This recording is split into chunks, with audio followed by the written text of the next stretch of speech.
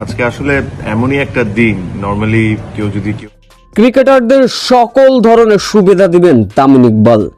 অবশেষে ক্রিকেটারদের বিক্ষোভই সফল হলো, নিষিদ্ধ করা হলো নাজমুলকে। যা দেখে লাইভে এসে একই মন্তব্য করলেন তামিম ইকবাল। বিস্তারিত জানতে ভিডিওটি না টেনে সম্পূর্ণ দেখার অনুরোধ রইল।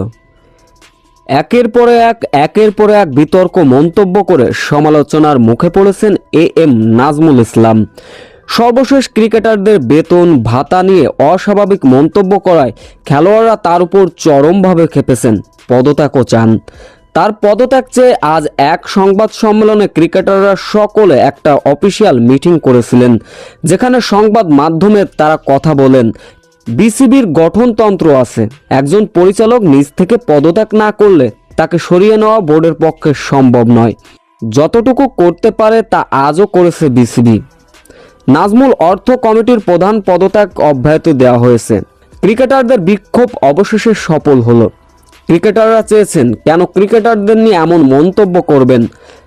এমনকি তামিম ইকবালকে দালালও বলায় ক্ষেপেও গিয়েছেন বাংলাদেশ ক্রিকেট ভক্তরা। বিপিএল এর খেলা বন্ধ থাকায় ক্ষুব্ধ হয়েছিলেন ক্রিকেট ভক্ত সমর্থকরা। তাতে করে বিপিএলটা চালানো খুব একটা কঠিন হয়ে পড়ছিল বিসিবির। অবশেষে সিদ্ধান্ত নিতে সক্ষম হলেন। নাজমুলকে অব্যাহতি দেওয়া হয়েছে বিসিবি থেকে।